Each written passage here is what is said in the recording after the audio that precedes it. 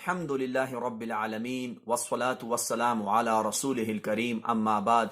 فأعوذ بالله من الشيطان الرجيم بسم الله الرحمن الرحيم رب اشرح لي صدري ويسر لي أمري واحلل عقدة من لساني يفقهوا قولي السلام علیکم ورحمۃ اللہ وبرکاتہ۔ آج کا ٹاپک ہے امت محمدیہ اور شرک۔ مسلمانوں کے اندر ایسے بہت سارے گروہ موجود ہیں جو اپنے ماننے والوں کو شرک اور قبر پرستی کی طرف بلاتے ہیں، اور وہ ان کو اس بات کی تسلی دیتے ہیں کہ کیونکہ وہ محمد صلی اللہ علیہ وآلہ وسلم کی امت میں سے ہے، اس لیے ان سے کبھی شرک ہو ہی نہیں سکتا، اس لیے ان کو پوری اجازت ہے کہ وہ چاہے قبر کو سجدہ کریں، چاہے وہ حجر کو سجدہ کریں، چاہے وہ قبر کا طواف کریں، چاہے وہ دوسروں کے نام پہ نظر و نیاز کرے، وہ کبھی بھی شرک نہیں کر سکتے کیونکہ وہ محمد صلی اللہ علیہ وآلہ وسلم کی امت میں سے ہیں۔ اور اس بات کی دلیل کے لیے وہ ایک حدیث صحیح بخاری کی اس کا ایک حصہ کوٹ کرتے ہیں جس میں رسول اللہ صلی اللہ علیہ وآلہ وسلم نے اپنے صحابہ کرام کو مخاطب کر کے کہا کہ میرے صحابہ، مجھے اپنے بعد تو اس بات کا ڈر نہیں ہے کہ تم شرک کرو گے، بلکہ مجھے اس بات کا ڈر ہے کہ ایسا نہ ہو کہ تم لوگ دنیا کی رغبت میں لگ جاؤ۔ تو اس حدیث کو کوٹ کر کے وہ عام مسلمانوں کو اور اپنے ماننے والوں کو یہ یقین دلاتے ہیں کہ آپ کچھ بھی کر لو، آپ شرک نہیں کر سکتے کیونکہ رسول اللہ صلی اللہ علیہ وسلم نے ایسے فرمایا ہے۔ تو حدیث رسول صلی اللہ علیہ وسلم اللہ کی طرف سے وحی ہے، جیسے قرآن اللہ کی وحی ہے، اسی طرح رسول اللہ صلی اللہ علیہ وسلم کی حدیث بھی وحی ہے، اور وحی کو ہم وحی سے ہی سمجھتے ہیں۔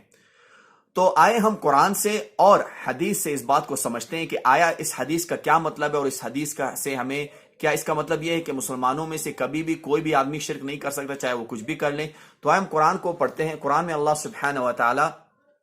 سورہ یوسف کے اندر، سورہ یوسف ہے سورہ نمبر 12 اور اس کی آیت نمبر 106 ہے۔ اللہ سبحانہ و تعالی فرماتے ہیں اعوذ باللہ من الشیطان الرجیم وما یؤمن اکثرهم باللہ الا وهم مشرکون۔ اللہ فرماتے ہیں کہ اللہ تعالیٰ پہ اکثر جو ایمان لانے والے ہیں، اکثر جو لوگ جو دعویٰ کرتے ہیں ایمان لانے کا، وہ ان میں سے اکثریت جو ہے اللہ کے ساتھ شرک کرتی ہے۔ قرآن کیا کہہ رہا ہے؟ اللہ سبحانہ وتعالیٰ سے کیا فرمایا ہے کہ اکثر اللہ پہ ایمان لانے والے اللہ کے ساتھ شرک کرتے ہیں۔ یہ قرآن کا فرمان ہے، یہ میرا موقف نہیں ہے کہ آپ بولو گے اپنی طرف سے بول رہا ہے۔ قرآن سورہ یوسف سورہ نمبر 12 آیت نمبر 106۔ حدیث رسول سنن ابو داؤد کی صحیح حدیث ہے جس میں رسول اللہ صلی اللہ علیہ وسلم نے فرمایا کہ قیامت تب تک قائم نہیں ہوگی جب تک میری امت میں سے کچھ قبائل مشرکوں کے ساتھ نہ مل جائیں اور کچھ قبائل میری امت میں سے بتوں کی پوجا نہ کرنے لگے۔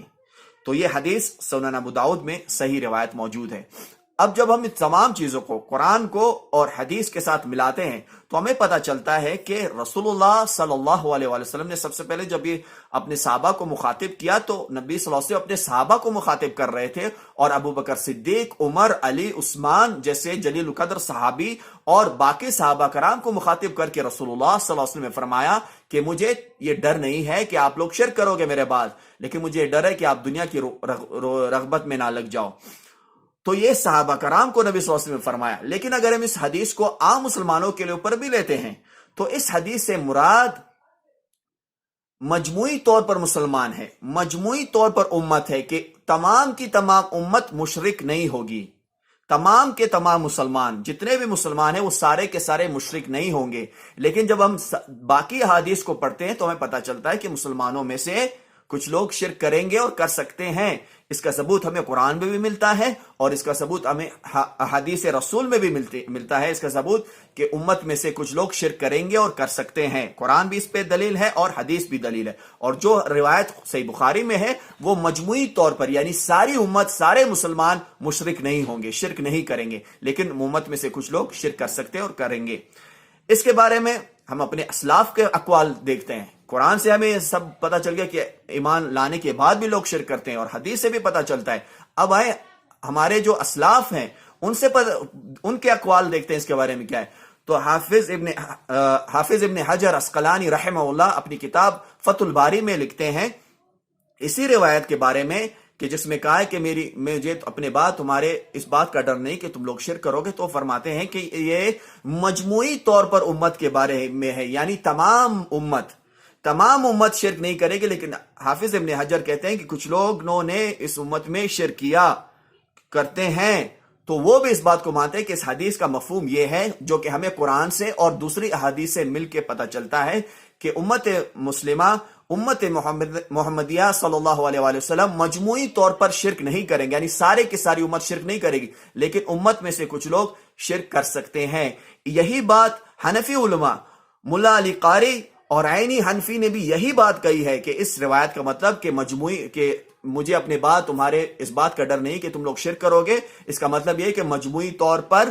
امت شرک نہیں کرے گی، یعنی ساری کی ساری امت۔ اور یہی بات بریلوی عالم جن کا نام ہے غلام رسول سعیدی، وہ اپنی کتاب نعمت الباری میں لکھتے ہیں کہ اسی حدیث کے بارے میں وہ لکھتے ہیں کہ اس حدیث سے مراد مجموعی طور پر امت ہے، اور وہ کہتے ہیں کہ اگرچہ وہ فرماتے ہیں کہ رسول اللہ صلی اللہ علیہ وسلم نے فرمایا مجھے یہ خوف نہیں کہ تم میرے بعد مشرک ہو جاؤ گے، اس کا معنی یہ ہے کہ مجھے یہ خوف نہیں ہے کہ تم مجموعی طور پر مشرک ہو جاؤ گے، اگرچہ بعض مسلمان مشرک ہو گئے۔ یہ بریلوی عالم غلام نبی غلام رسول سعیدی نے لکھا ہے۔ تو جو لوگ اس دھوکے میں ہیں کہ کیونکہ ہمارا نام مسلمانوں والا ہے، ہم نے مسلمانوں والا حلیہ بنایا ہوا ہے، ہم نے امامہ پہنا ہوا ہے، ہم نے داڑھی رکھی ہوئی ہے، اب ہمیں پوری اجازت ہے کہ ہم جو ہے وہ دھمال بھی کریں، ہم ڈول باجے بھی کریں، ہم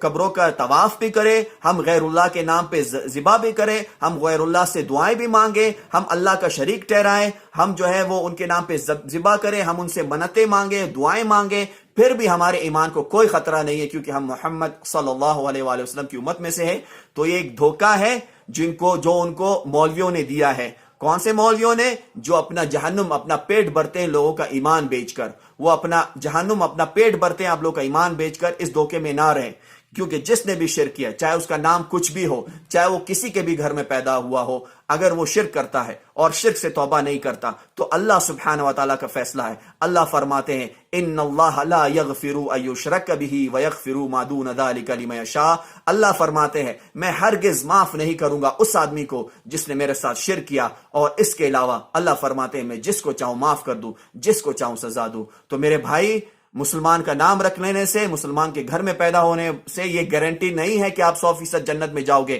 اگر آپ اللہ کے ساتھ شرک کرتے ہو کسی بھی طریقے سے تو اللہ کا فیصلہ ہے کہ اللہ مشرک کو جنت میں نہیں ڈالے گا، مشرک پہ اللہ نے جنت کو حرام کیا ہوا ہے۔ اور اس دھوکے سے باہر آ جاؤ کہ میں مسلمان کے گھر میں پیدا ہوں اور میں شرک نہیں کر سکتا۔ تو اللہ تعالیٰ ہمیں توحید پہ رکھے، اللہ ہمیں شرک سے بچائے، ہماری زندگی اسلام کے مطابق گزرے، ہماری موت ایمان پہ ہو۔ اللہ سبحانہ وتعالیٰ ہمیں دنیا میں بھی خوش رکھے اور آخرت میں بھی خوش رکھے۔ السلام علیکم ورحمۃ اللہ وبرکاتہ۔